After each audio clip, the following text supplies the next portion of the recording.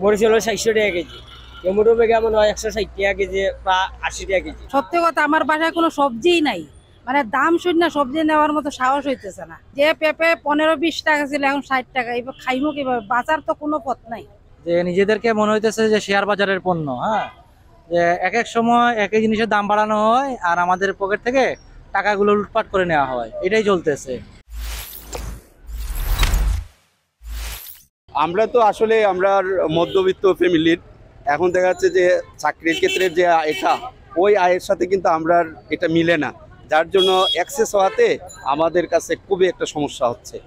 আর জানি না কবে কমবে, তবে এটা যদি কমে তাহলে ভালো, এই অবস্থা আর কি। বাজার দরটা একটু বেশি। সবজিগুলোর দাম বেশি? সবজির দাম বেশি, প্রথমত কাঁচামরিচ, আর দ্বিতীয়ত এই আপনার টমেটো, মিষ্টি লাউ, এই কুমড়, এগুলির দাম একটু বেশি। আর অন্যগুলো আছে মনে করেন 60 টাকা 70 টাকা কেজি, ওটা যেটা আমরা নাগালের মধ্যে আছে। কিন্তু আরও যদি অ্যাক্সেস বাড়তে থাকে আমাদের চলাটা খুব কষ্টসাধ্য হবে।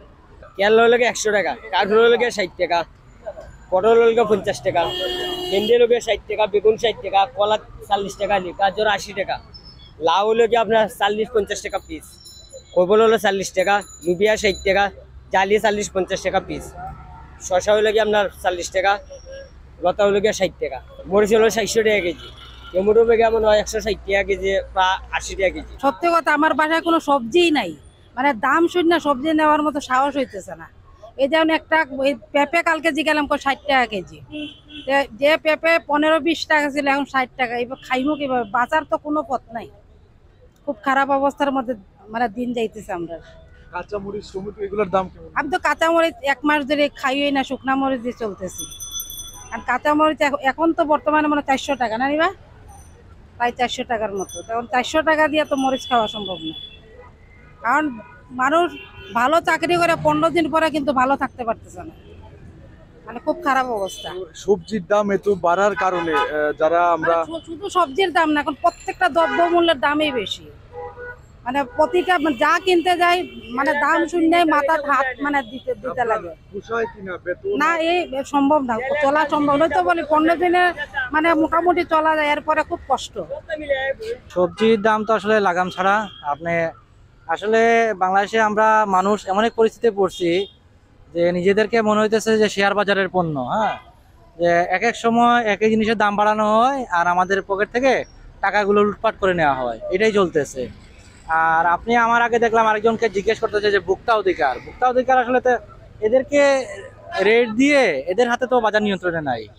বাজার তো আমদানিকারক, যেমন পেঁয়াজ আসতেছে বাজার থেকে, আমি যেটা জানি, আমার অনলাইন খাবারের ব্যবসা আছে, হিসাবে আমার কিছু ভারতীয় কাস্টমার আছে। তো আমি জানি যে ইন্ডিয়াতে পেঁয়াজ সর্বোচ্চ যখন সবচেয়ে দাম বাড়ে তখন বাংলাদেশি টাকা 15 টাকা বা 20 টাকা হয়। তো বাংলাদেশেও পেঁয়াজ আসে মনে করেন 12 থেকে 15 টাকার মধ্যে, হ্যাঁ, সেই পেঁয়াজ আমরা এখন খাইতেছি 45 টাকা 50 টাকা দিয়ে। কাঁচামরিচ আসতেছে 20 টাকা করে, সেই কাঁচামরিচ আমরা এখন 400 টাকা কেজি খাইতেছি। এই হলো আমাদের অবস্থা ভাই। আসলে মানে বাজার নিয়ন্ত্রণ কবে হবে আর কি হবে ওইটা আমরা আসলে বুঝতেছি না।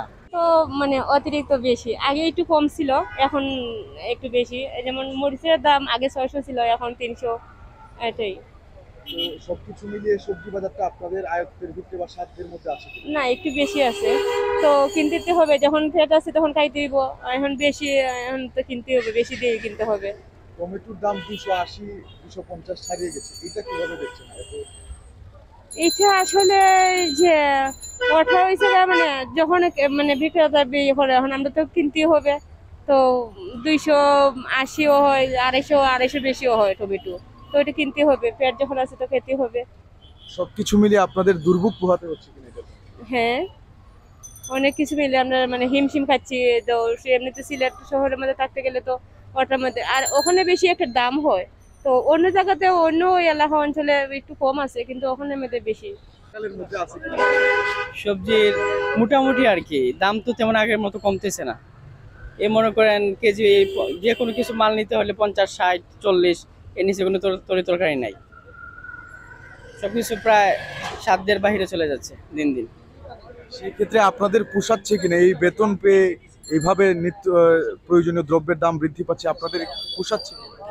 না, দিন দিন আসলে টাফ হয়ে যাচ্ছে।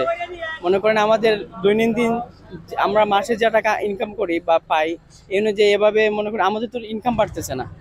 আমাদের ইনকাম ঠিকই আছে, কিন্তু দাম তরিতরকারি বাসপত্র দিন দিন দিন বাড়ছে, যার কারণে আমরা সামনে মনে করেন কষ্ট পোহাতে হচ্ছে আর কি সব কিছুর পর।